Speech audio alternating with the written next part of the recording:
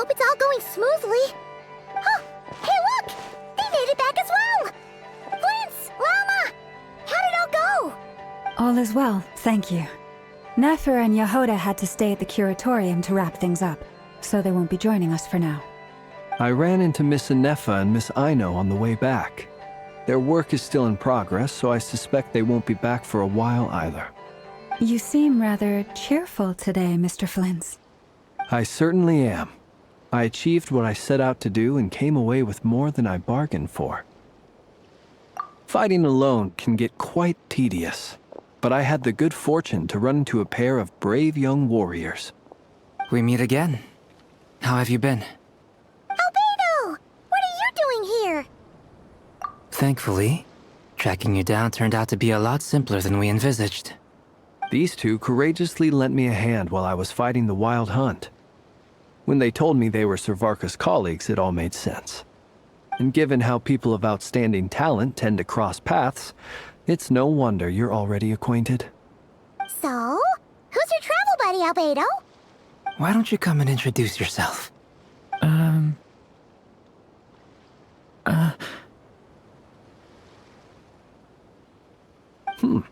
A gentleman of few words, I see, and a rather stern countenance.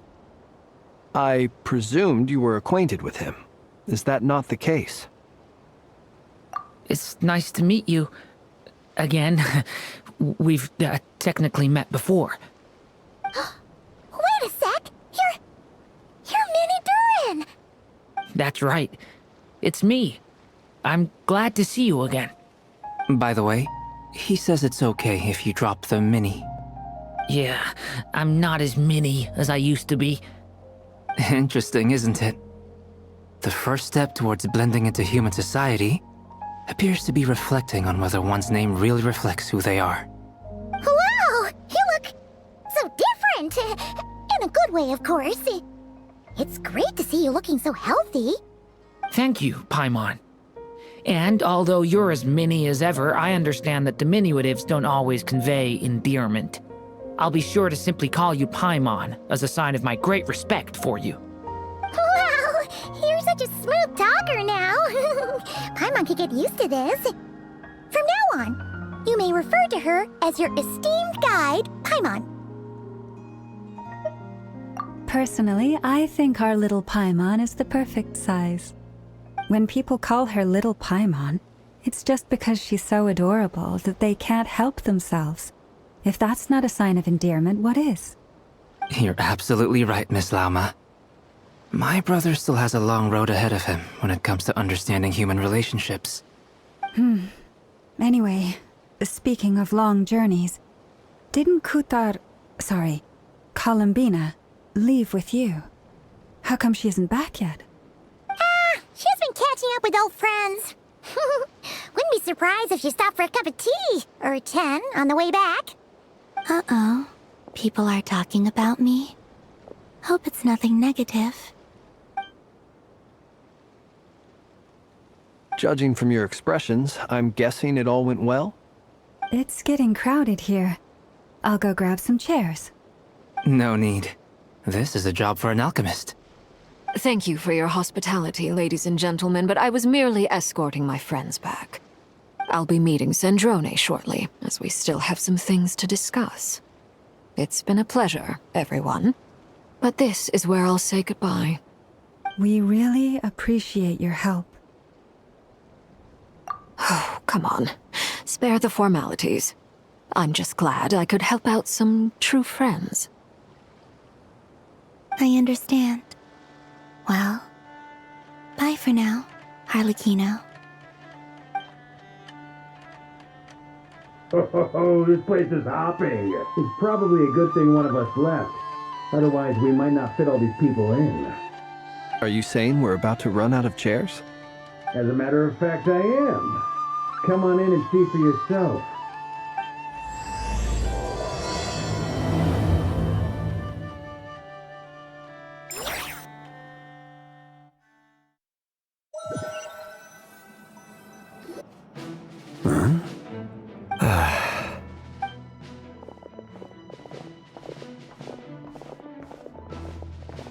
I overheard your little chit-chat outside, by the way.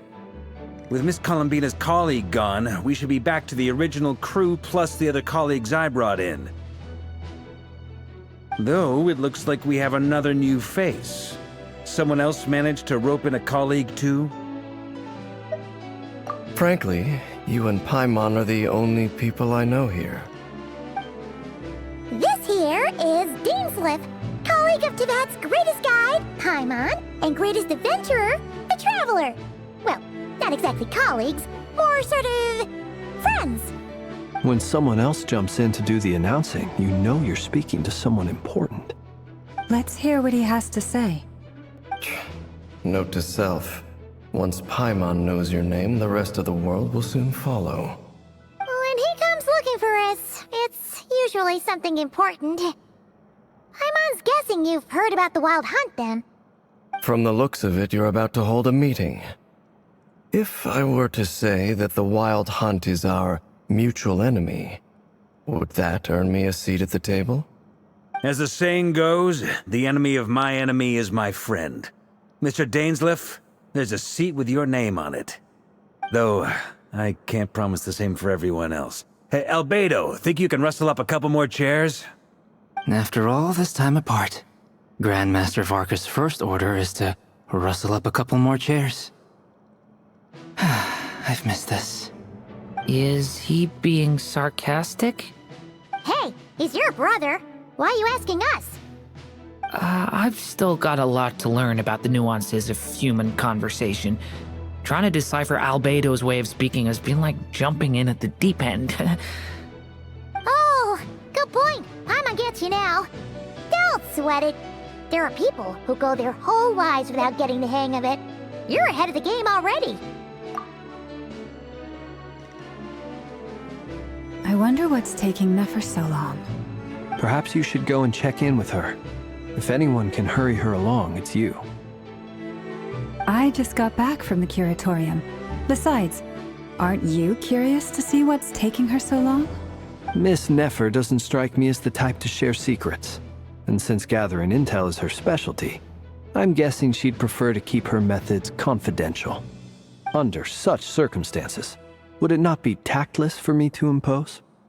Oh, but it's fine for me to impose. What can I say? You have an unrivaled ability to garner people's affection, Miss Moonchanter. Besides, you have far more in common with her than I do. All right then. Impressive. She barely fought back at all. I admire your powers of persuasion, my friend. As I'm sure Miss Lauma will realize soon enough, the trick in life is to always pitch in with other people's responsibilities so that you can be selective with your own. Another trick is to simply hide in the background. Spoken like a true sage. Anyway, looks like we've got some time to kill before the meeting. Let's take a little breather, folks. And feel free to chat amongst yourselves. We'll get down to business once the other two arrive.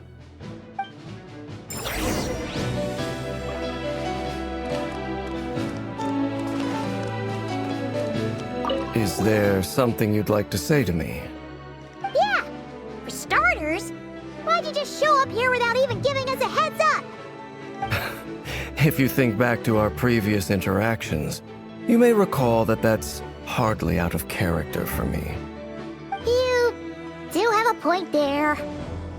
Oh yeah, you'll need to find somewhere to stay the night too, right? Want to tag along with us? You never know. We might get a group discount. Sure, let's do that. Great! Paimon will handle it! And in return, we can get Dainsliff to be our very own personal bodyguard. If that's what you had in mind, you should have said so sooner. I'd be happy to help. Oh, okay then. Paimon was only kidding, but good to know. Anyway, since we're all here together, we might as well watch each other's backs. That's just what friends do, right? Indeed.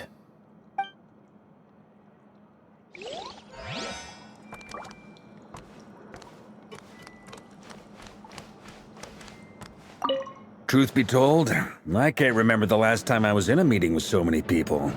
You're not alone there, my friend. The Lightkeepers also struggle to bring everyone together for a serious discussion. I don't doubt that. I've only ever met two Ratniki, one being you, and the other being that young guy, Itlua. Itlua is a good apple. I'll give him that. He's kind, honest, and regularly delivers supplies to my lighthouse. A true Ratnik to the core. In that sense, he puts me to shame. So you're what? A fake Ratnik? That's what it sounds like you're saying. But I get the feeling that's not quite what you meant. Come on, why the awkward silence? Sorry. I'm not even gonna bother trying to hide it. You've known all along, haven't you, my friend? Now that was an awkward silence. Let's just keep this between ourselves. Probably best if Itlua doesn't know, huh? That goes without saying. Gotta be careful what you share with youngsters, after all. Anyone else in the know? Let me guess. The Traveler and Paimon? It's dangerous being too sharp for one's own good, you know. Then, in the name of the Animo Archon Barbados himself, I swear, your secret's safe with me. When we went for drinks, you said that you and Barbados were practically best buds. In the light of that claim, do you really expect me to take your oath seriously? Of course. Just as long as you don't go spreading around the fact that I'm close with Barbados, all right? Fair enough, then. Nothing like a bit of mutual leverage to seal the bonds of friendship.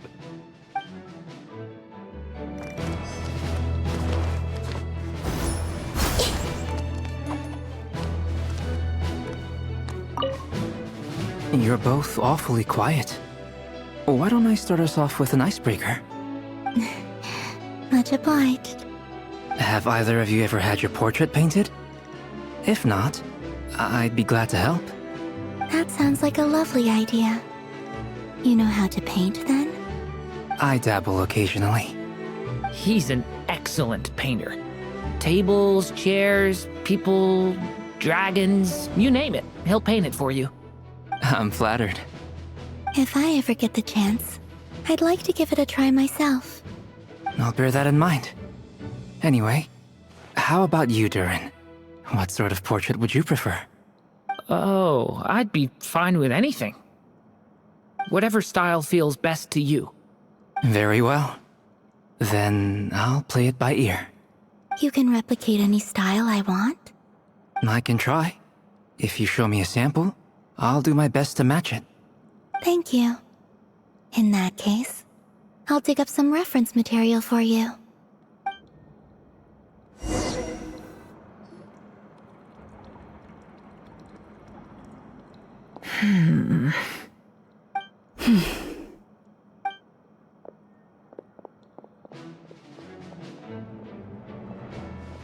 Ah, Miss Nefer. You made it after all. But what about Yehoda? I'm here to give you an update on how things are going on our end.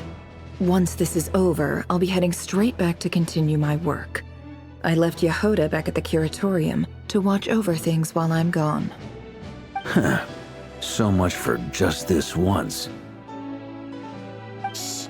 Not so loud! We're on a roll here! What if she remembers and suddenly decides to back out? Did you say something, Mr. Varka? Huh? I didn't say anything. Right, Flints? Must have been a frog. They get so noisy around here at nighttime. It's like they're putting on a concert in the background. Anyway, before we begin, there's a few introductions to make. Let me start by saying that it's an honor to be speaking before so many distinguished colleagues and collaborators. First up, we have Miss Lauma. As Moon Chanter, she's the leader of the Frost Moon Scions, a local religious community in Nodcry. Then there's Miss Nefer, boss of the Curatorium of Secrets, an intel gatherer extraordinaire. Nefer is leading the investigation into Rerer's background, assisted by Yehoda and Lauma. From the little I've heard, they're making some great progress. Over here, we have Mr. Flints, a ratnik and guardian of the abandoned lighthouse. In our last operation, he courageously distracted the Wild Hunt to buy time for the rest of us. For those of you who've never met, this is Mr. Albedo, a renowned alchemist and captain of the Knights of Favonius investigation team. By his side is a new face for us all, myself included, Mr. Durin, who's come to lend his aid. Next up, we have the Moon Maiden and former Fatui Harbinger, Miss Columbina. Then we have the Traveler, who's earned more titles than I could possibly hope to list out, so I'll spare you the rundown. And Paimon, the ultimate travel companion and quite possibly the best guide in all of Tevat. Whoa! That's a lot of people! Great turnout! Miss Nefer, it looks like you might have another job coming your way, so, congratulations on the booming business, I guess. You think I haven't got enough on my hands as it is? Who's looking for me now? That would be me, Miss Nefer. I have a commission for you. And you are? Who I am doesn't matter right now. What does matter is that I'd like you to gather more intelligence about the Recher of Solnari. Well, it's not as if we never take on anonymous commissions. But in your case, I'll have to decline. I'm gonna take a wild guess and say your job's probably more hassle than it's worth. Something about you seems like bad news. It's my eyes, isn't it? Conrian, I assume. And what's with the mask? Are you trying to hide your identity? In any case, the fact that you're even still alive raises an awful lot of questions for me. My name is Dainsleif. And yes, I am from Conria. As I'm sure you're aware, the Recher of Solnari's real name is Rerir. He was once an acquaintance of mine. Really? Then you must have been quite an influential figure yourself. You flatter me, but none of that matters anymore. My point was simply to clarify why I have asked Miss Nefer to investigate Rerir's background. So you're both from Conria, and it sounds like you used to be friends? What am I missing here? Surely you already know how he became one of the Five Sinners. I'll tell you everything I know. The history of Conria, the names and identities of the Five Sinners. I remember it all like it was yesterday. I have never spoken openly of this before, but the truth was exactly as people say. The Five Sinners were each driven by their own desires, and it was by playing upon these that the Abyss tempted them to their fall, tearing Conria apart in the process. The visionary, Vedifenir, who wished to foretell the future. The wise, Haroptatir, who sought limitless knowledge. Gold, Rheindotter, who desired to create life. The foul, Surtologi, who pursued supreme strength. And last, but not least, Recher of Solnari, Rerir, Ravager of the Moon. Of the five, Rerir is the only one who remains a mystery to me. He never harbored grand ambitions, so what changed in the space of a single night? How did he come to fall like the others? In other words, you're saying that his change came as a shock to you, and you have no idea what actually happened? That's right. You mentioned how the Abyss tempted them, which led to their fall. But what did that look like in practice? And what other context can you give me about the events of that time? Strangely, now that it comes to it, I hardly know where to begin. The fateful night took place during the era of the Eclipse Dynasty. One day, my elder brother, the visionary, Vedifenir, was summoned to the palace by the Vinster King, only for the king to gouge out his eyes and cast him into the dungeons. When I came to hear of this, my fury knew no bounds. I gathered together every ally I thought I had, and together, we set a night to storm the palace and free Ved. Centuries on, the memories of that night still haunt me like a never-ending nightmare. We broke through the palace gates, just like we had planned, each striking towards our separate targets. But then, I was betrayed. Even Vedafenir, the very person I had come to rescue, abandoned me and partook of the Abyss's power. So, it's personal after all. Then tell me, Mr. Dainsleif, what price are you willing to pay? You, of all people, must know that nothing comes for free. I cannot say what price would be worthy of such a commission. But know this. Rerir was not always a madman. Believe it or not, there was a time when he was just an ordinary man, working for the Conrian Intelligence Service. Uncovering the truth of Rerir's past is the only way to unravel this mystery. But before you decide if you will accept my commission, I will tell you more about him. Enough, I hope, to help you plan your next move. Sounds pretty good to me. Feels like we just flagged down a random passerby, only to discover he's actually a master strategist who has a score to settle with our enemy. Can I borrow your halo?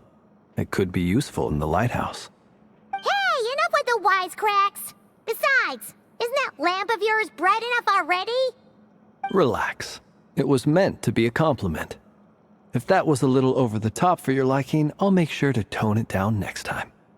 I'll give your proposal some serious thought, Mr. Dainsleif. Let's speak in private once the meeting is over. Before that, there's a few things I'd like to share.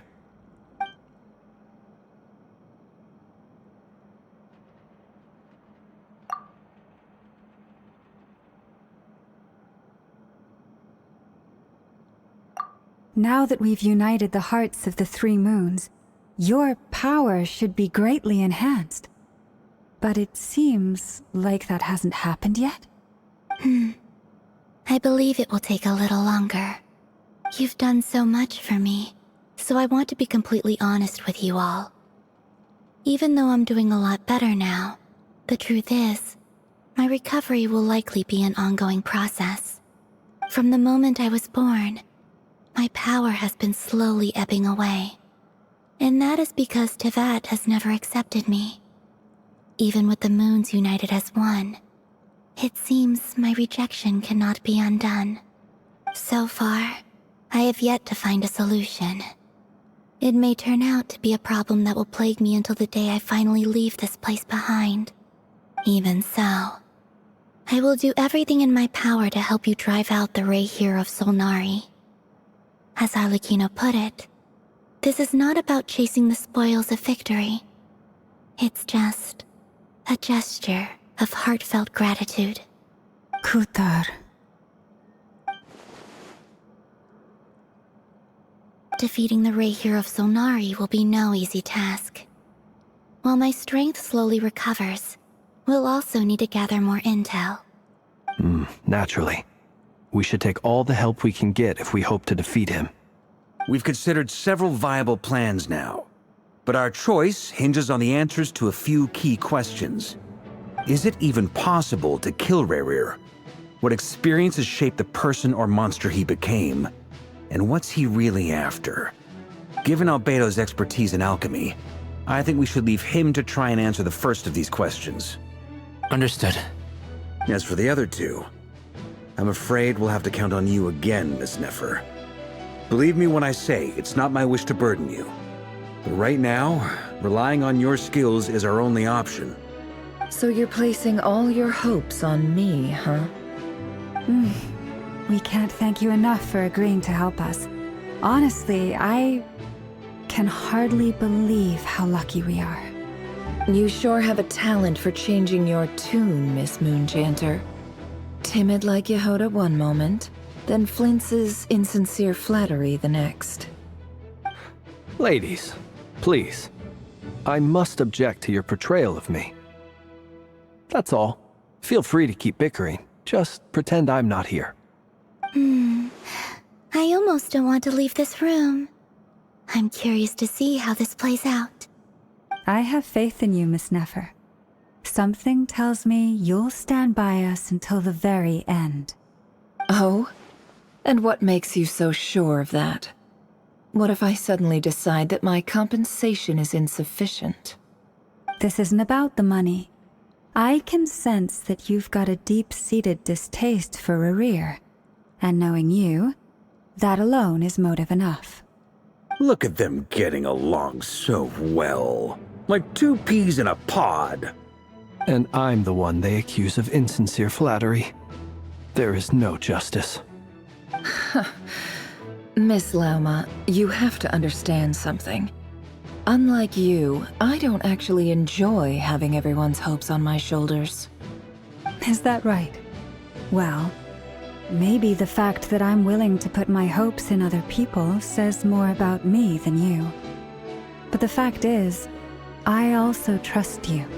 And that's because I know that you're someone we can count on. Anyway, we've got our plan, so let's get moving. Mr. Dainsleif, let's talk. And Traveler, once we're finished, if you've nothing else planned, I'd like you to come with me. This whole experience is teaching me a lot. For instance, I now know that when other issues come up in the future, I'll have far more luck getting Lauma to convince Miss Nefer than trying to do it myself. Hate to say it, friend, but that's one of the funniest things I've heard in a while. Why? You think I've got it wrong? Quite the opposite. But what makes it so hilarious is how long it's taken you to realize.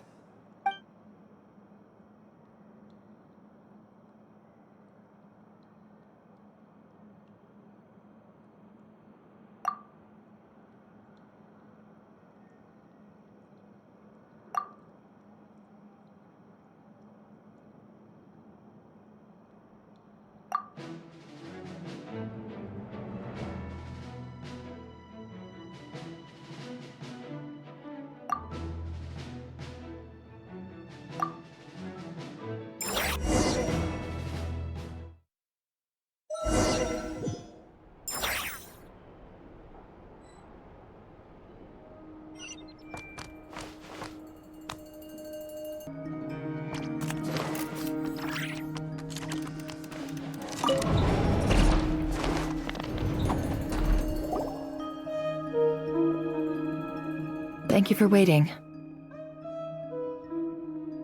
It's okay. We actually used the time to help Dainsleif get a room at the hotel. That's very considerate of you. Now, I trust you share my curiosity about Rerir's past, and you seem fairly familiar with Mr. Dainsleif already. We spoke at some length after the meeting. He was the one who suggested I should invite you to join this operation. He feels confident that these secrets will be safe with you. Dane has a lot of faith in us, that's for sure. Likewise. I appreciate that you got right on board without interrogating me about why I invited you. It shows that you trust me to explain everything in due course. That's because we know what you're capable of. We appreciate you too, Nefer. You might have been forced to help in the beginning, but this time, it was your choice. That's one way to put it. Another is this, that once a decision's been made, it's set in stone. After that, my only goal is to see it through. Alright, so here's how it is. I'm going to access Rerir's thoughts again using my confidential method. Now, I'm sure you've seen things like this before on your travels, so you're surely well aware of how dangerous it can be. The reason I've gathered you all here is to ensure my safety during the proceedings. I plan for us to enter the fragment of his consciousness together, and once inside, I will focus on searching for information. Think of this as a diving expedition into someone's brain. If I'm the diver, you are my safety equipment, tasked with keeping me alive while I'm under the surface. Once the ceremony begins, we will all be spying on privileged information. But in the interests of safety, you must remain absolutely silent at all times. We will discuss our observations after the ceremony has concluded. Lastly, any individuals of a weaker constitution are advised not to partake in the ceremony. In any case, Paimon has her own job to do, which requires staying in the room but not joining the ceremony.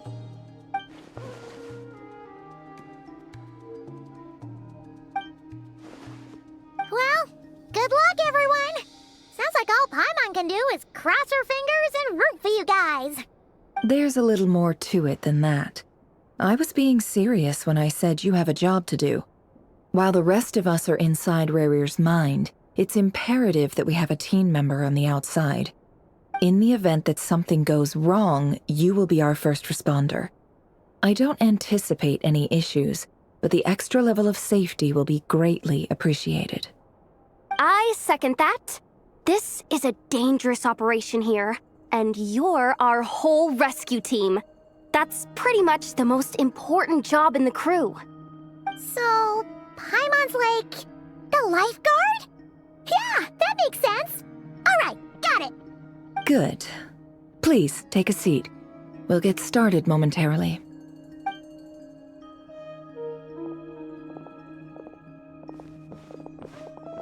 So, did Mr. Dainsleif tell you anything else? He told me that he believes Rarir kept some big secrets in his life. He's not sure that they were the cause of his eventual downfall, but he's asked me to uncover what those secrets were all the same. But surely you're not planning to go through with this, no matter the cost. If you think that, you'd be overestimating me. I'm a businesswoman, not a mercenary. But I do have my own professional reasons for taking this job. You think I'd turn down the opportunity to get a first-hand glimpse into Conrian history? No chance. Well, as long as you don't let morbid curiosity get in the way of safety concerns, we're good. We'll do whatever we can to help you. You're such a killjoy.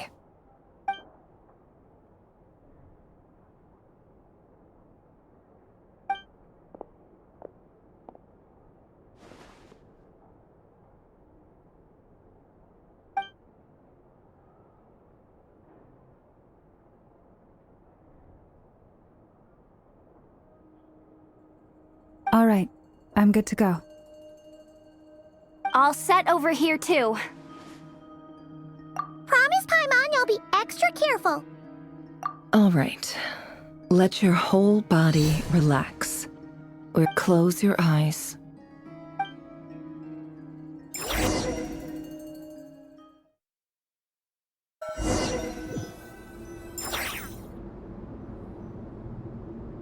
Phew. Could this be his office? Pretty standard setup. Bookshelves, paperwork, files. According to Dainsleif, Rarir used to be an intelligence operative. Chances are there's plenty of top-secret intel stashed away in this room. Is this where you keep your secrets, Rarir? Can't say I'm not looking forward to this.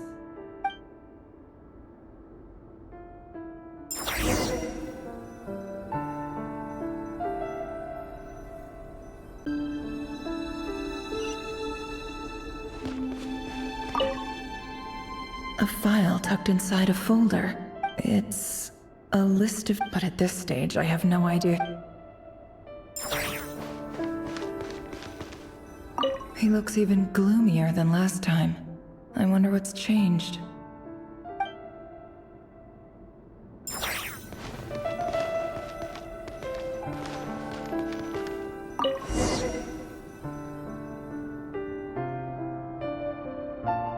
Today's files are in. Time to wade through them, just like usual. Male, 51.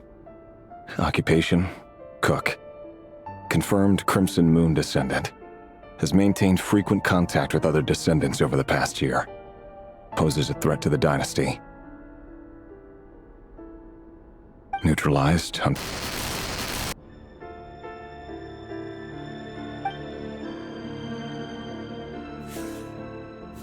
This one should be archived under purged targets.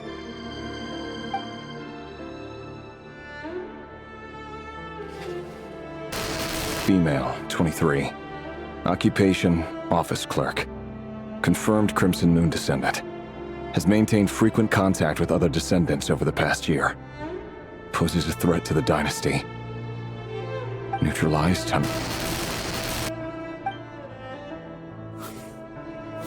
Another one for purged targets.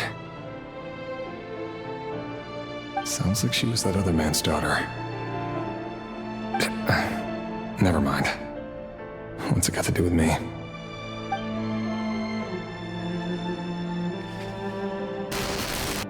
Male, 40. Occupation, teacher. Confirmed Crimson Moon descendant. Has been observed making contact with other descendants during the past year. Poses a threat to the dynasty. Neutralized on...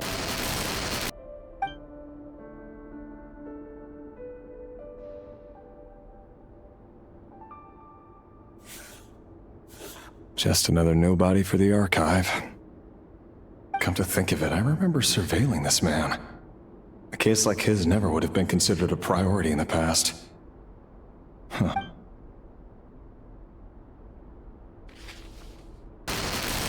Female, 16. Occupation, none. Orphan and confirmed Crimson Moon descendant. Has been observed making contact with other descendants during the past year.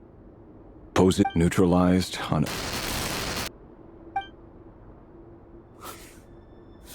Filed. I have no recollection of this girl. None whatsoever. She doesn't seem to be anyone important, but then again, how many of them really are?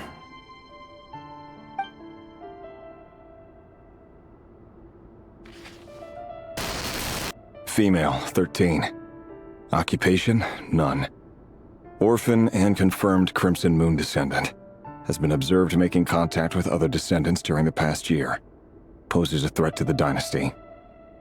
Neutralized on... Filed.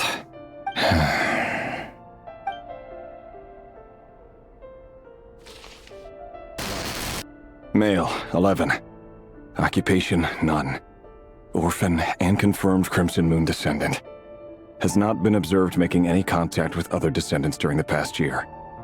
Poses a threat to the dynasty. Neutralized on...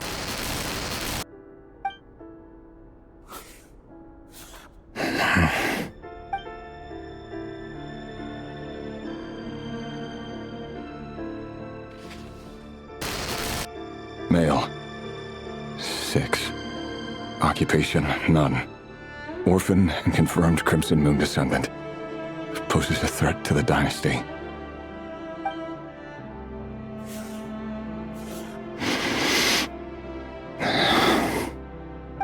It's funny, isn't it? Your job is becoming both harder and easier at the same time, depending on how you look at it. Sooner or later, the Crimson Moon descendants will be completely wiped out. But as their numbers dwindle, they become harder and harder to track down. That's not how it is. Fortunately, however, most of the able-bodied adults have already been taken care of. The remaining weaklings will be increasingly easy to deal with. No! No. My job is to ensure the survival of the Eclipse Dynasty. And the only way to do that is by eliminating any and all potential threats. It's a perfectly legitimate line of work. Every single one of my colleagues can attest to my fairness. And if my friends were aware of the facts, I know they'd back me up too. Assuming, of course, that they were aware of all the facts.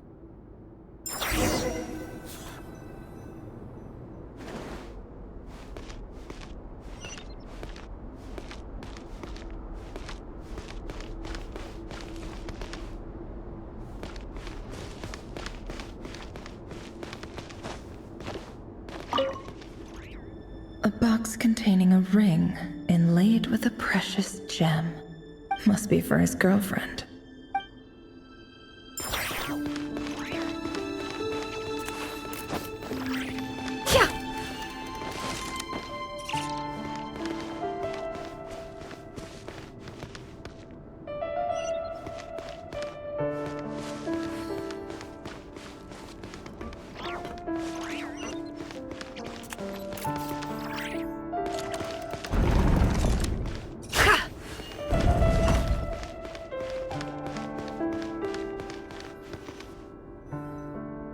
Mr. Vedifalnir, it's been quite some time since we last met. Rerir, I trust you're here because you have something important to discuss. Forgive me. I wasn't tuning out, it's just, I noticed you didn't even phrase that as a question. As if you knew I was coming. Tell me, does someone in your position ever feel the need to ask questions at all? It is indeed within my power to foresee certain things. Things like your arrival. I was just thinking. It won't be long before I'll be inviting both you and Dane to my wedding. That isn't a lie, but nor is it a fact as such. It's a wish, isn't it? No fooling a prophet, is there? Ever since that day we met for drinks, I knew it was only a matter of time before you came looking for me.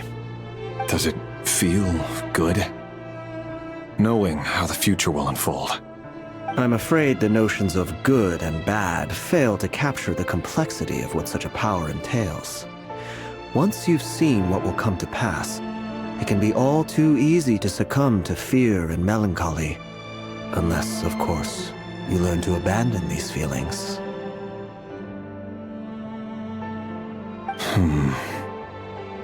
You fear my silence, and long to hear the words I left unspoken that day. That's right. You must have noticed my reluctance to broach the subject, and the reason is simple. Because the truth could never have lived up to your hopes. For both our sakes, such words are better left unsaid. The burden of prophecy was never meant for your shoulders. So who exactly do you deem worthy to hear your prophecies? None but our exalted king? Or rather, our king as he once was. You're closer to his majesty than I am. You must know better than anyone how much he's changed. You say that as though it is to my benefit. Yet precisely because of that, I dare not speak rashly. A king can turn out to be the most virtuous of rulers, or a tyrant more terrible than the most vicious of dragons. You are so wise and far-sighted, yet still you would have me live in fear of the unknown? You make a fair point. Especially given my silence alone was all it took to send you spiraling downwards. Very well then. Let me offer you some advice. And I say this not as a prophet or a visionary, but simply as the brother of your friend. For many reasons, there is very little chance of your marriage ending in happiness. If happiness is what you seek, you should find another fiancé.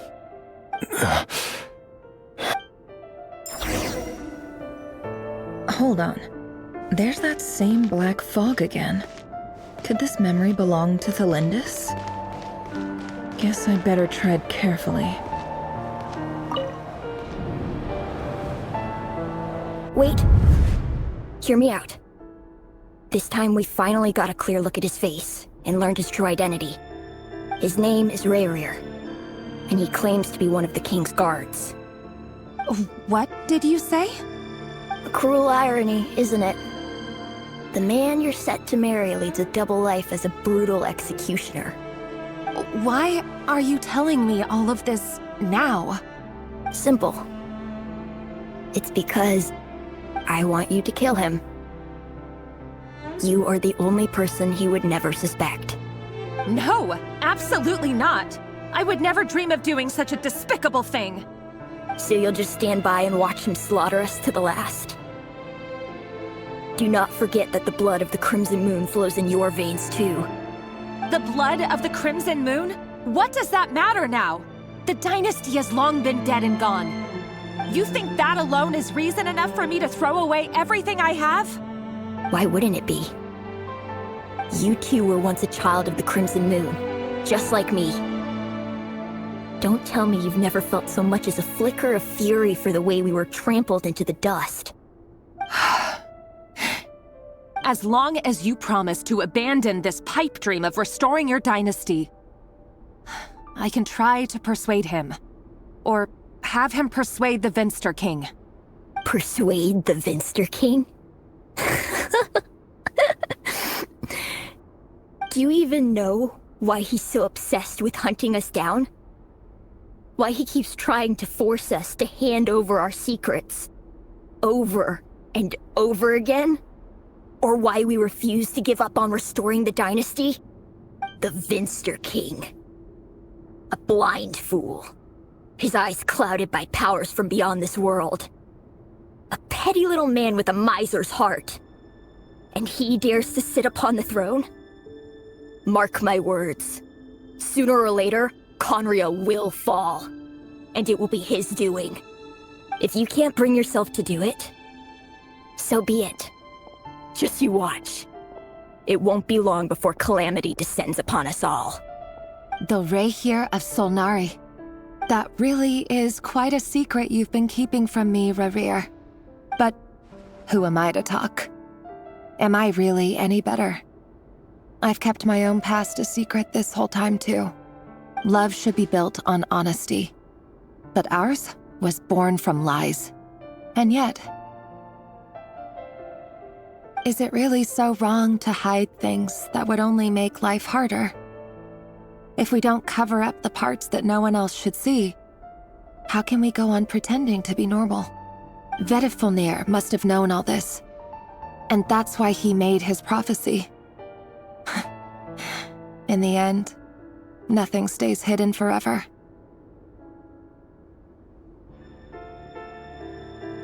But I won't just sit by and watch this disaster unfold.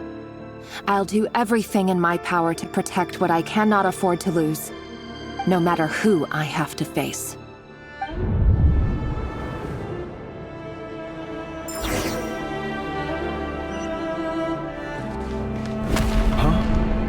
Was that Rerir who just walked past the window? Doesn't it give you the chills that he still takes the same road to work every day? As if nothing ever happened. Those people at the deli. Enough already. They're clearly pretty taken by their own disguises, so just smile and play along. Pull the rug from under beasts like that, and you'll risk having your throat torn out. Deli? They're talking about those people from the opposition. Right. I'd almost forgotten they used to run a deli. People of no consequence always vanish so easily. And no one even remembers them.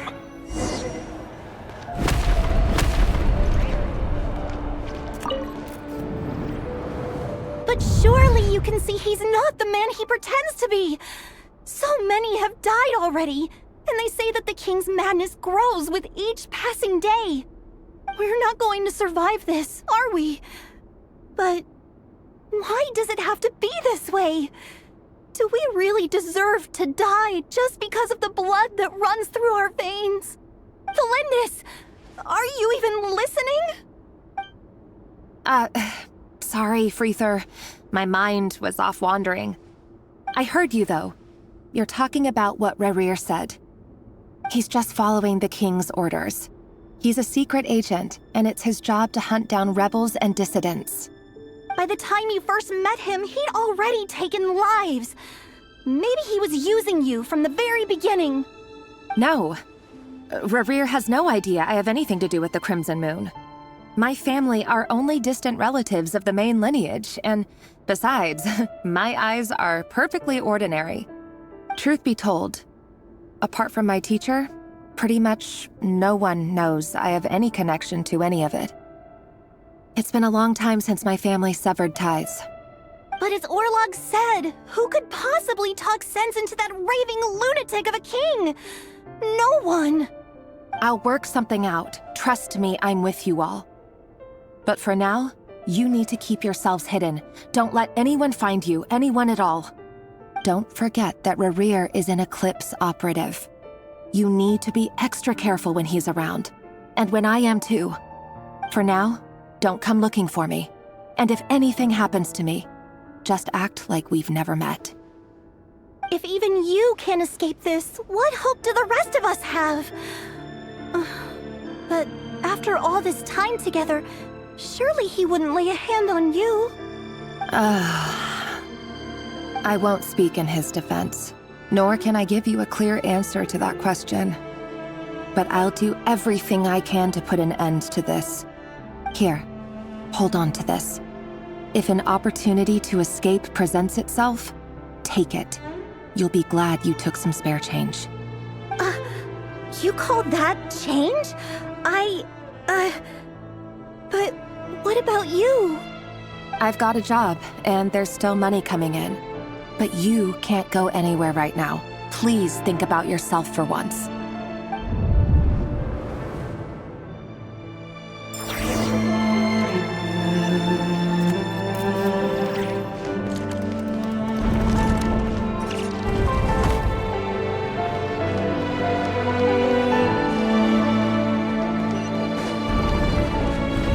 Another day, another round of assassination training.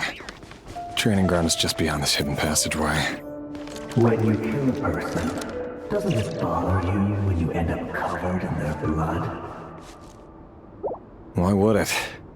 Aren't we all just walking blood bags? But not everyone is accustomed to hunting down others like prey.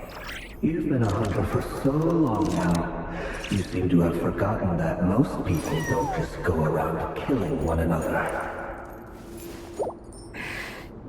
Leave me alone.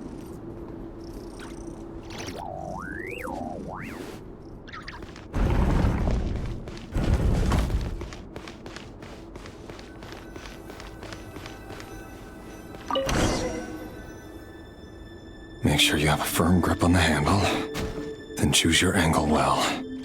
Keep your movements light and brisk. Pray won't sense a thing. I'll bet no one's ever died a quiet death at your hands. I work clean.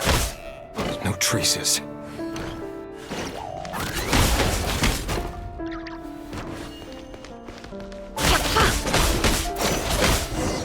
That doesn't make it different or boring.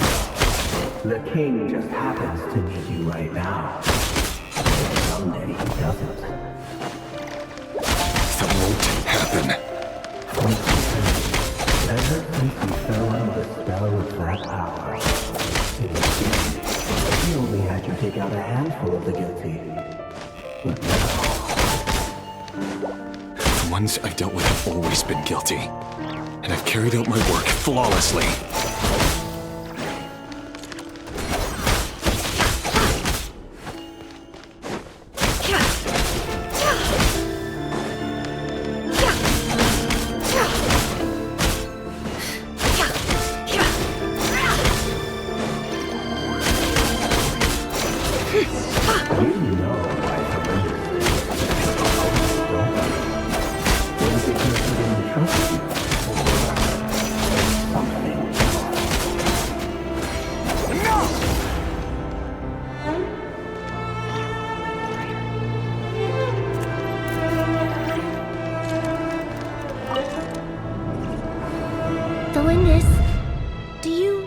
Remember Orlog? Orlog? The boy who was pretending to sell flowers. You spoke for quite a while, didn't you? Yes, we did. What about him? He was arrested 2 days ago. Chances are he's already dead. He... I just don't get it! After everything he's done, why do you still stand by him? Or does it mean nothing to you that people keep dying? No, that's not... Just hear me out. I need to go now, Thelindis. They're looking for us. You take care too. If you ever need a place to hide, come find us.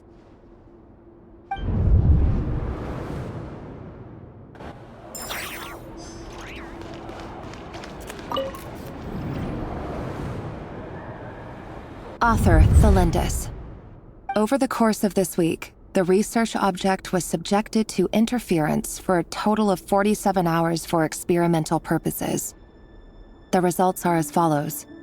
All subjects of observation that were sent inside have now... The situation within is proving more problematic than anticipated. No progress whatsoever.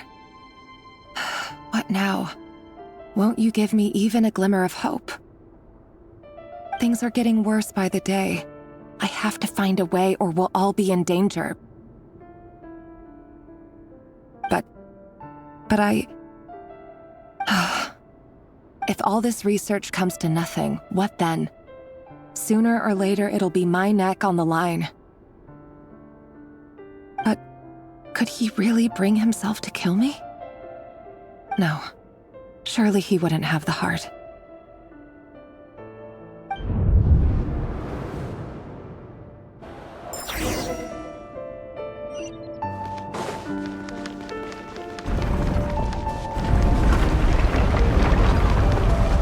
Why won't you just let us go? We don't even know each other. All we want is to live ordinary, peaceful lives. You want to live?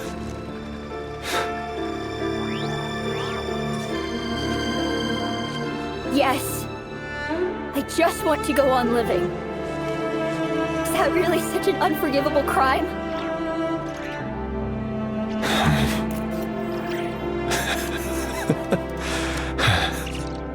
You want to go on living. I want to keep living too. To keep living forever. That's why I have no choice but to continue on the path I'm on. If only some savior would suddenly swoop down and change the way the world is. Too bad that's not going to happen. Imagine that. If there really were such a person, you and I wouldn't be standing here like this, would we?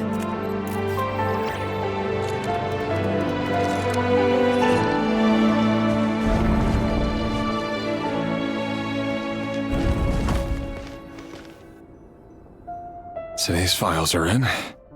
Time to wade through them just like usual. No, I don't get tired of it. It's my job. And not only am I lucky to have it, I'm good at it too.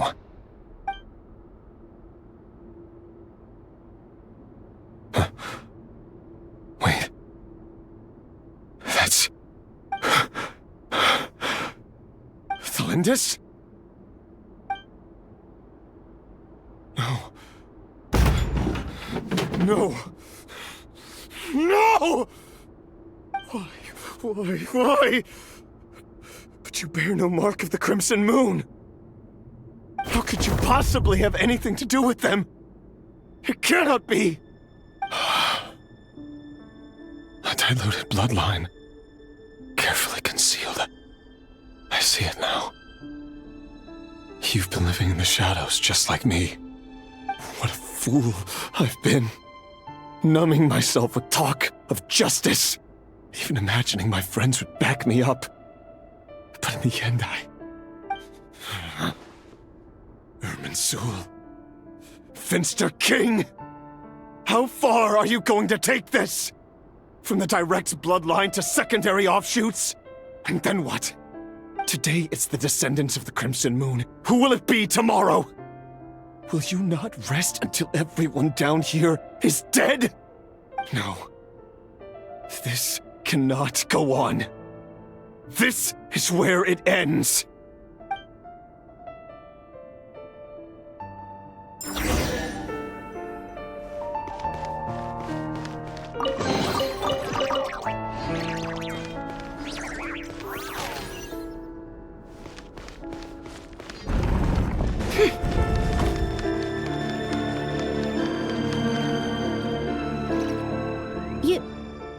You're really letting me go?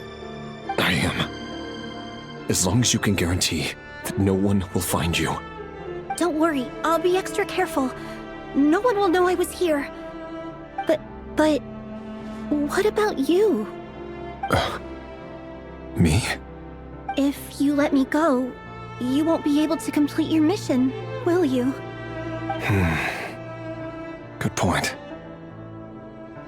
In that case, maybe you should stay.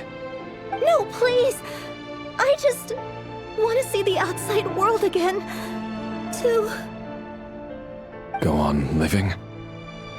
Yes. I know you're a man of your word. So please, just let me go. If I let you leave, what will become of me? Just kidding. Go, now. But remember, don't let anyone know you were caught. We'll be seeing each other again very soon if you do. Even shadows in the dark must live by a code. But you can't save everyone. You've been whispering in my ear for days now, Vedifilnir. What are you trying to do? Break me down?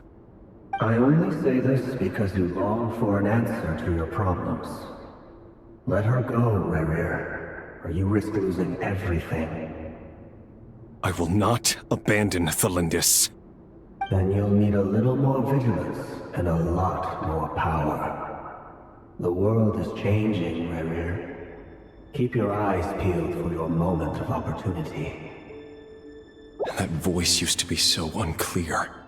But now I know exactly whose it is. It's Vedifilnir.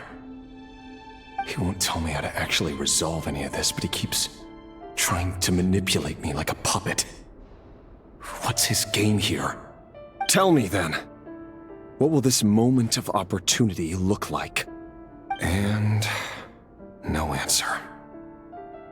He's like a ghost.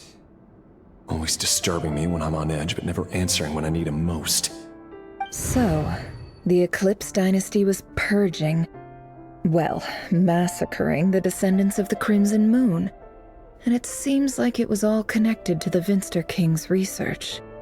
The King's obsession with abyssal power left the future of Conria hanging in the balance. No wonder every aspect of Rerir's life was so unstable. And it looks like this Thelindis, Rerir's would-be fiancée, herself belonged to a sub-branch of the Crimson Moon Dynasty's descendants. It almost defies belief that a couple like them could hide the truth from each other for so long. If the Vinster King hadn't intervened in such a drastic way, they might have gone on deceiving each other for the rest of their lives. And why does Vedifilnir, Dainslif's older brother, keep talking in Rerir's head? This guy kept more secrets than I ever imagined. The human mind is like a vast desert of shifting sands. When you follow the flow of someone's memories, you only ever see the parts they're willing to let surface. Time for something a bit more creative. We've been inside Rerir's mind this whole time, building up a picture of his psyche. There's already enough clues on the board to start reading between the lines and mapping out the rest. Now, we can finally begin to put the pieces together. Sure, it'll only be a reconstruction, part simulation, part reasoning, but it's usually pretty accurate. Once we've built up a cognitive profile, we just need to cross-check the logic behind his actions. And then we'll be able to take a sneak peek at whatever it is that Rerir has really been hiding.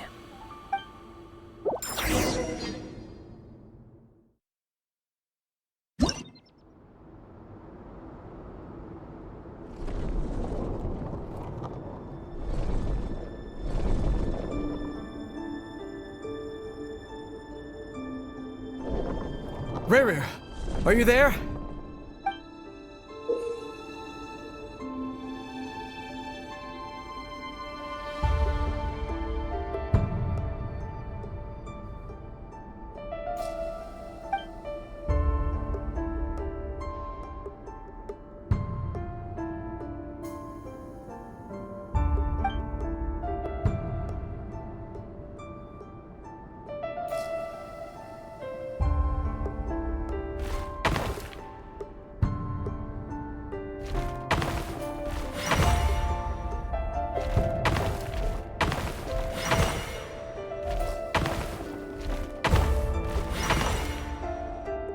Hey, Rerir!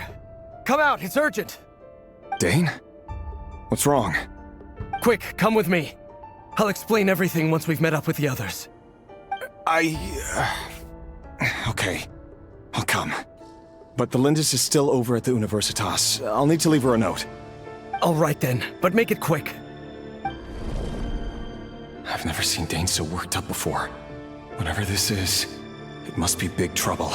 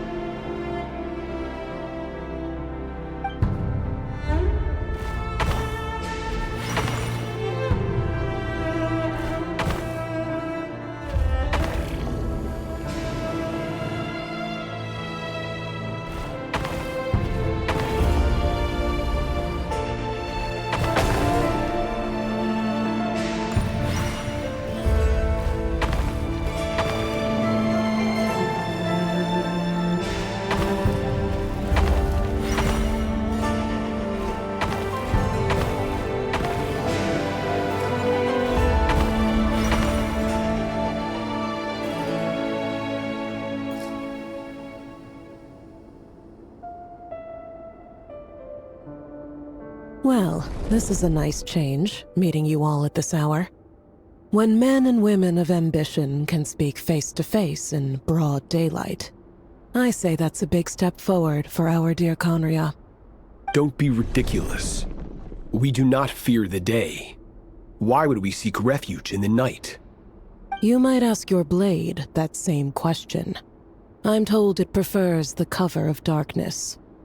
The word on the street is that Sertologi only strikes when he has an unfair advantage. But that is patently false. I see you're missing an arm and a leg. Surely only a fair fight could explain that. If this is your way of offering me replacement limbs, believe me, I'll take them. Oh, we can certainly discuss that. With bioalchemy, anything is possible. Assuming I have your full support in my research. Lunatic. Roptatir, what brings you here? Why, Dainsleif, of course. He invited me. Please, cast aside your apprehensions, Miss Rhindaughter. Whatever the rumors may say, I am but a humble servant of the king, and I can assure you he affords me no greater convenience than he does you. Well, the Universitas Magistrorum won't stop fawning over you, so at least some of the rumors must be true. You're clearly doing well for yourself, so drop the humble servant act. It endears you to no one. You're president of the Universitas Magistrorum, the chief royal mage known as the Wise by royal appointment, and by far the most favored among the 4 pillars of Conria. Vice President Veit doesn't even try to hide his envy when he sees you. My success is the product of hard work and good luck. It's as simple as that. Were the king not such an extremist, I hardly think I would have received a senior post at my age. Of course, no job is without its gripes. Serving a king like ours can be a challenging task, as I'm sure you can imagine. And as for Efterveit, in missing out on the presidency, he's dodged a mountain of stress. Like everything else in life, it comes with pros and cons. You're all here. I apologize for the short notice, but it was an emergency.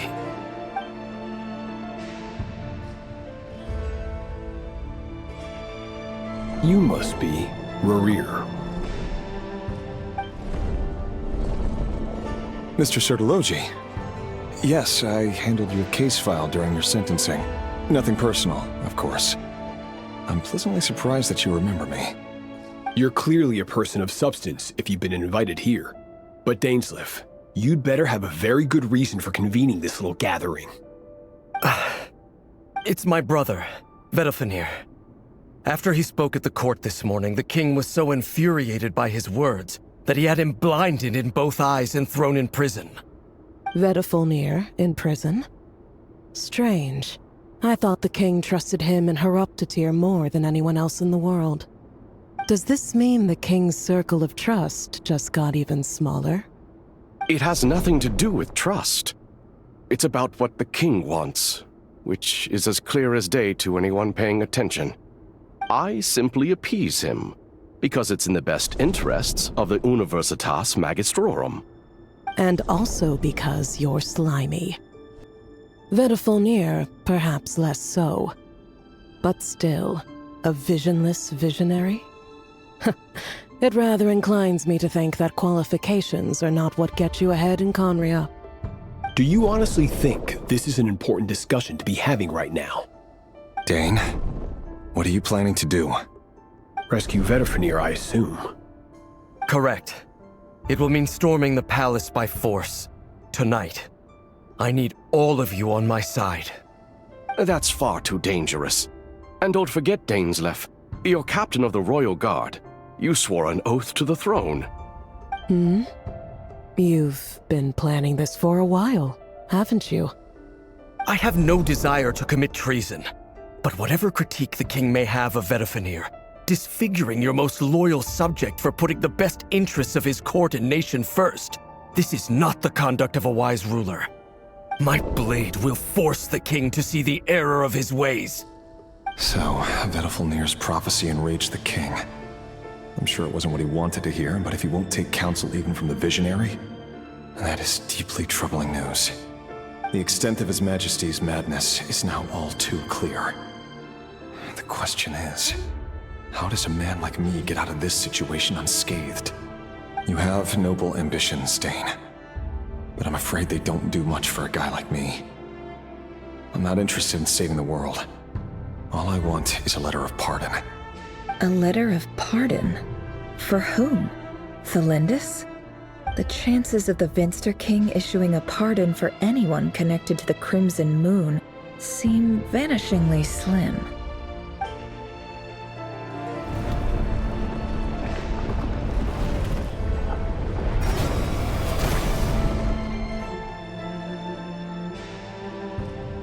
This black fog over the board must have some connection to Thelindis. But why is it taking this form? Does it have something to do with Revir's past? Another mystery I'll need to unravel.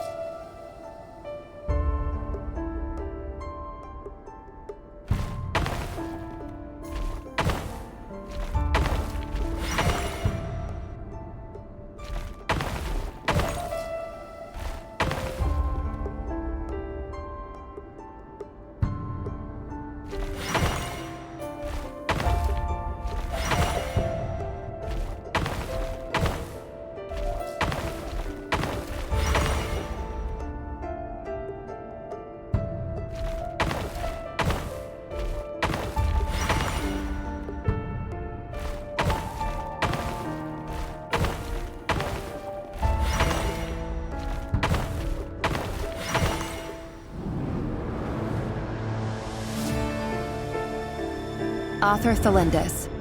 Over the course of this week, the research object was subjected to interference for a total of 60 hours for experimental purposes. The results are as follows. Research dating back to the Crimson Moon Dynasty has established 2 points regarding moon marrow. Firstly, its origins have something to do with a god's power. Secondly, it serves as a portal to an as-yet indeterminate location. Moon marrow can thus be defined as a spatial gateway. However, there are a number of hurdles to overcome before we can answer the question of where it leads to. To start with, opening the gateway requires a specific power source, which the relevant literature indicates. An enormous amount of power is then required to keep the gate open. Currently, the total power output of our instruments remains in the single digits. To make matters worse, I am now the only staff member remaining in the Moon Marrow lab. The Universitas Magistrorum recently decided to move most of its personnel into abyssal energy research, which has stymied all Crimson Moon-related projects. This is not a wise move. I have always maintained that placing all our hopes in a single source of power is risky, especially one as poorly understood as this. As well as making ourselves overly reliant on a single resource, we are neglecting other promising technologies. I apologize if this comes across as disrespectful.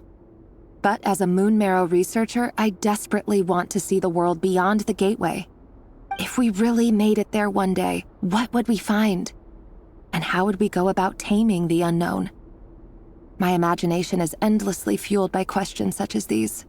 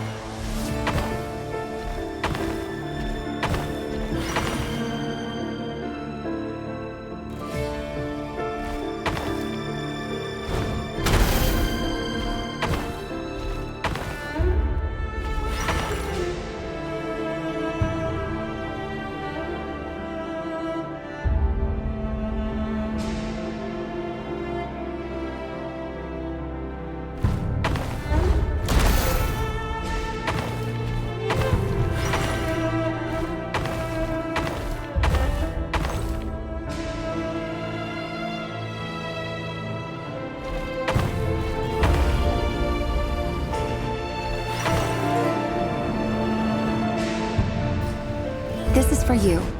I heard you're gonna leave the city with your parents. The Lindis, did you hear about what happened? I've heard nothing. Rerir got back very late last Friday, and he was acting a little unusual, but he slept pretty well, so I'm guessing whatever he did was a good deed. You never saw him, and I don't know what he did. And this conversation never happened. You understand?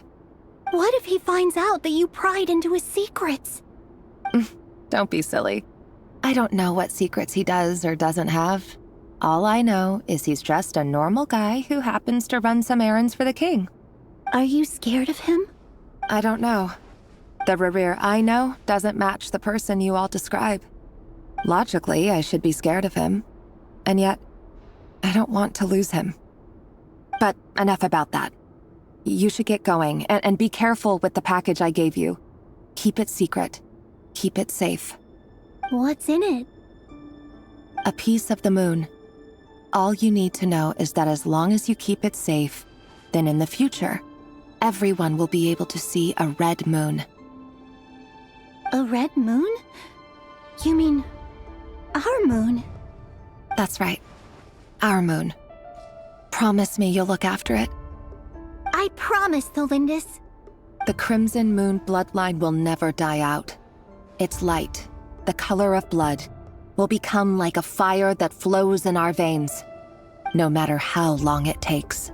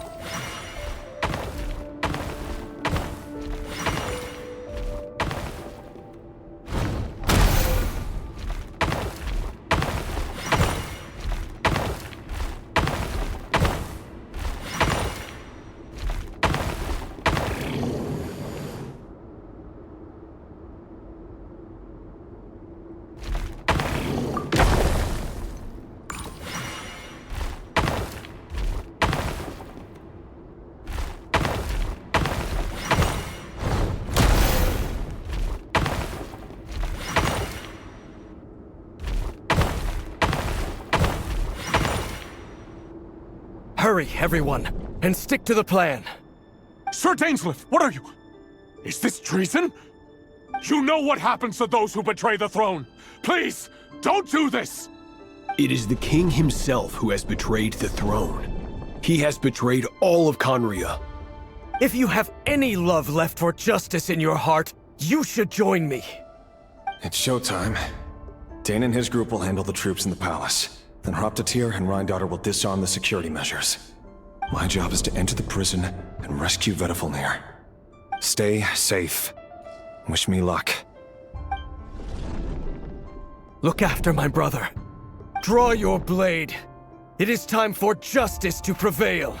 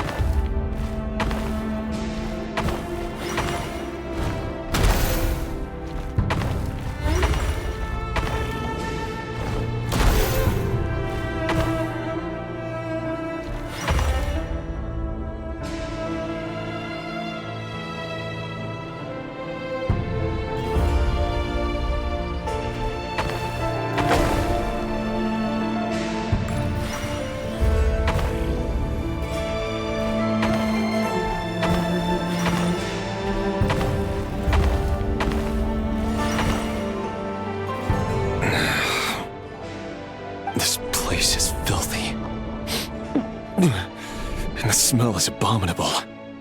Clearly, the king doesn't allow his prisoners a single shred of dignity. This is dire. Found you. Hello, Mr. Vedifalnir. Ah, it's you. Surprised? Oh, wait. I guess surprise isn't an emotion that prophets feel very often. I certainly felt some surprise in the moment when I was blinded. Surprise at the king's sheer ignorance. Surprise at just how unfairly this world responds to words of earnest remonstration. I'm curious. What did you prophesize this time? It wasn't a prophecy. It was a word of warning. Someone had to say it. The king has forsaken all reason in pursuit of his obsessions. I simply told him that if he continues on this path, Conria will surely fall. But he didn't listen. Worse still, he stabbed you in both eyes and locked you away. Dane asked for my help. The court is in complete chaos now, but I'm sure you predicted that.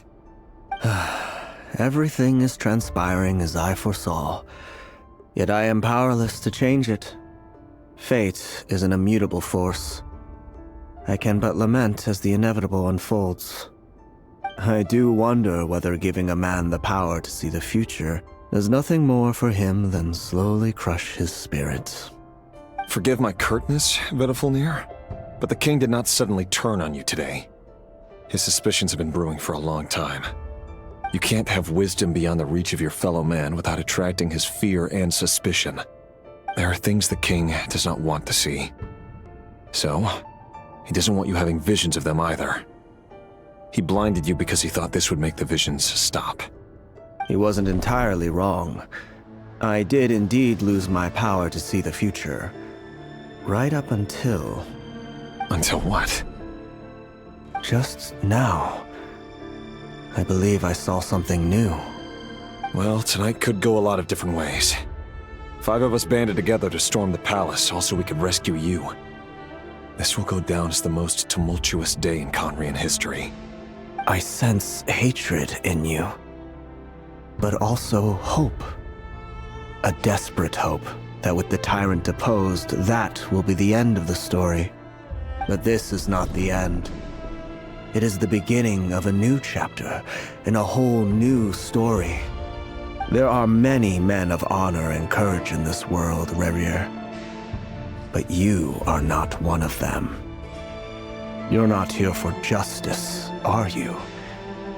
You're here for yourself. Is that a dagger? Interesting. Why not the polearm? It was always your weapon of choice. With your abilities, I don't doubt that you were able to recover some of your sight. But I also doubt that you want to make an enemy of me right now. Of course not. We're on the same side, aren't we? We could be. But I need you to be honest with me, Vedafilnir. At this point, you're my only hope for the future. You mean your future? With your beloved, Felindis? Yes. And I know there are bigger things at stake here. A dynasty, a nation, maybe the entire world. But forgive me, I care first and foremost about myself. I can't abandon the one I love to save myself. I just can't do it. But you see a broader picture of the future than I. You see the solutions to the biggest problems of our age. So tell me, what is my solution? What's the answer? In matters of fate, answers are either right or wrong. What will be and what will not. Maybe you are willing to pay a certain price in the pursuit of happiness, but unfortunately, fate does not negotiate. That is the cruelest thing about fate. It is unmoved by your sacrifices. That can't be true. I know it's your voice that I keep hearing in my head, urging me to see how the world is changing, to seek more power, so I can protect the things I love. You show me disaster, but you won't show me how to avoid it? Why? Why are you doing all this? My voice. In your head.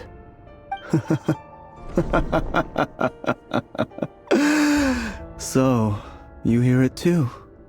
The voice that steals your mind, gains your trust, and drives you crazy. It turns out that we are not so different, you and I. Vedafilnir just broke into the strangest smile I've ever seen in my life, as if he'd discovered some monumental secret. But then he suddenly switched to looking extremely weary. Very well then. My advice to you is as follows. You must persevere. Whatever trials and tribulations you may face, be steadfast in the belief that they are your path to the future. For as long as you live, your story with Felindis shall not come to an end. That is the only chance you have of fighting back against fate. It is up to you whether you believe my words. Regardless, that is all I will say on the matter. I have no right to intervene any further. I will hold you to your word. Thank you for setting me free. In return, I will tell you one more thing that you cannot afford to ignore. Just then, a strange wave of energy rippled through the city. We had no idea what it could mean. If I were you, I would head to the Universitas Magistrorum. The Universitas? Oh no! I'm sure we'll be seeing each other again very soon, Rerir. Whatever Vedafilnir said, I didn't catch it. I didn't even help him out of the prison. There was no time to lose.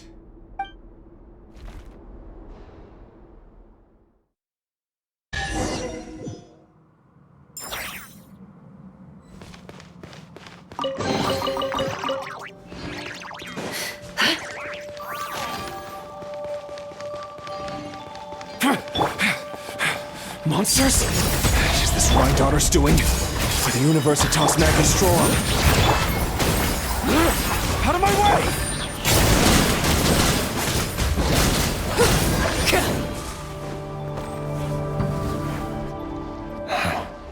The Universitas. That reminds me of a rumor I once heard. Allegedly, the king installed secret mechanisms in the palace and around the city. No one knows where they are or what kind of power they hold. But if they were ever going to activate, it would probably be on a night like tonight.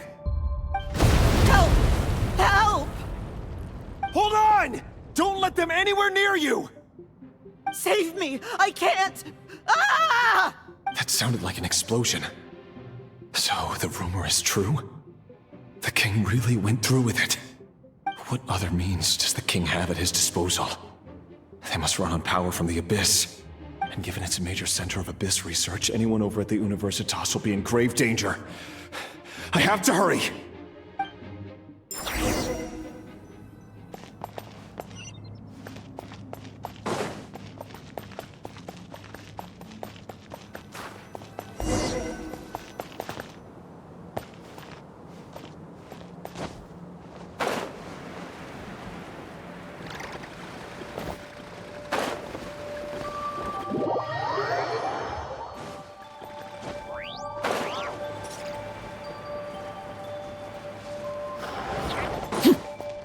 Laid bare.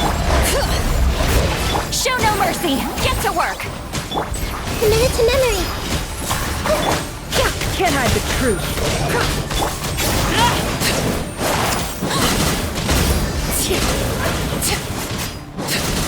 Hear the echoes of the valley! Bring it! Fulfill our pact! Get to work! Seek Laline! Eat Papa! Get him! I see everything. This place eternally. Sharing my knowledge. Let the mountain's veins boil!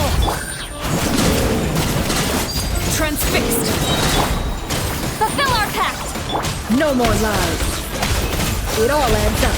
The deception ends here.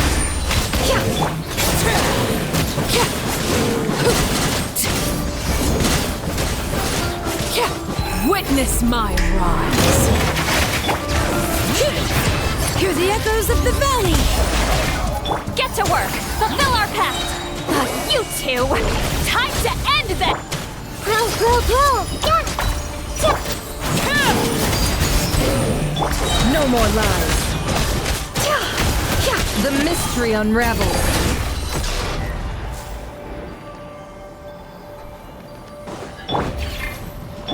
Everyone hold hands!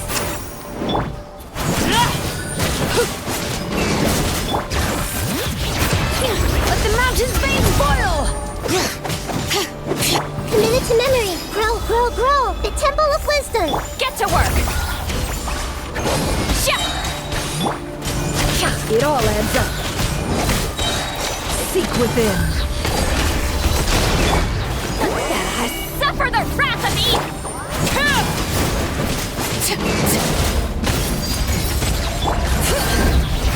Letting brave names echo! Commendable. This is where you fall.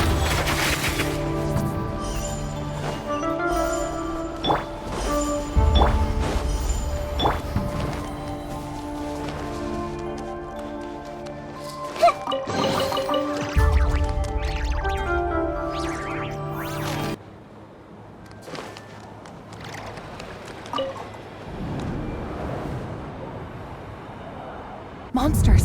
At the Universitas Magistrorum? Why now? Oh no! They're coming! It's no use. The table won't hold out much longer. The weapons. Where are the weapons? Of course. All the lab equipment was upgraded after the inspection last week, but the new weapons haven't been allocated yet. I'm done for. Is anyone there? I need help! Ah! Stay back! Please stay back! Please!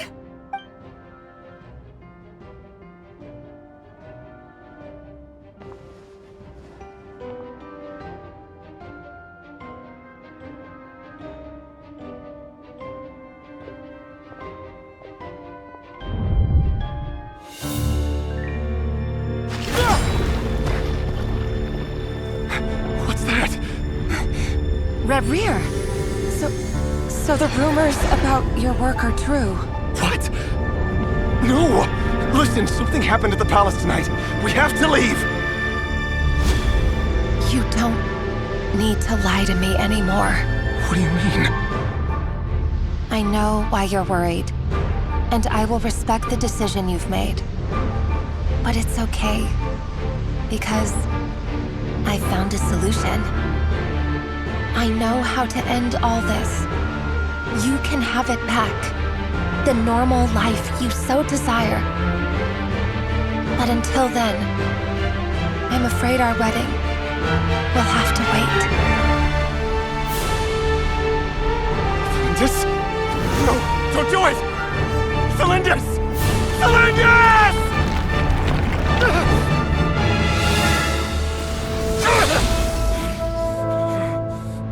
I told you, Rarier. Let her go. You will find someone better. No! I won't do it! I have to save her! By what means exactly? A lowly pawn. You lack the power and the strength of will. Do you know why? Tell me! Come to the palace. Join us.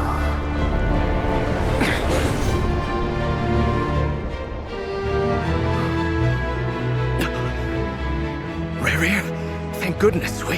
Step forth and take your share. You made it. Not you too.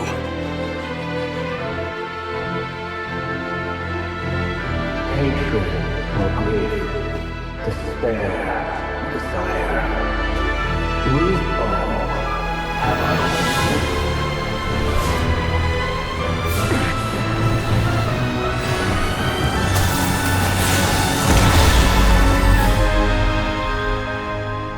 Rarier. Rarier. Celindus? Were you daydreaming?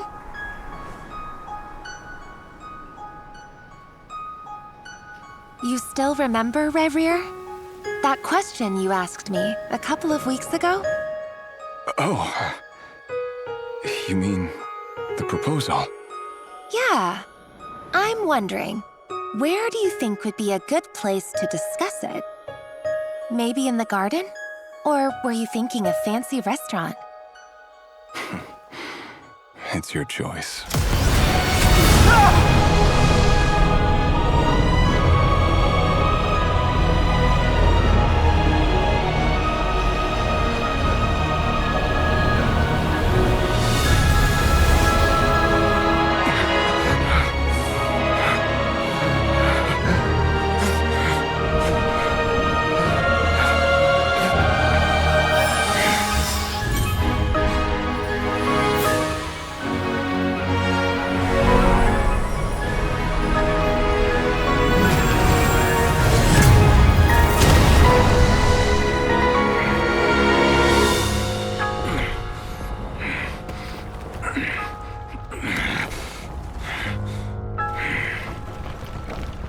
I will find you.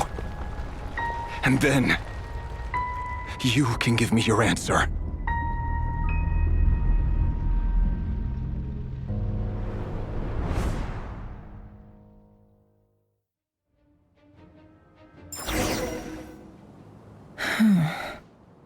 So that's how the Raker of Solnari was born. A monster created by circumstance is a monster all the same. Viewing other people's thoughts for too long can get uncomfortable. Right now, I'm feeling a strong sense of loathing. In a nutshell, the story of Conria is what happens when the truth falls by the wayside. Everyone tells little white lies, and before long, you have a huge pack of lies that destroys everything. Phew. Time to get back. His past is filled with sorrow, but the tale of any fallen civilization is one of endless tragedy. Cruel as it may be, that was Conria's fate.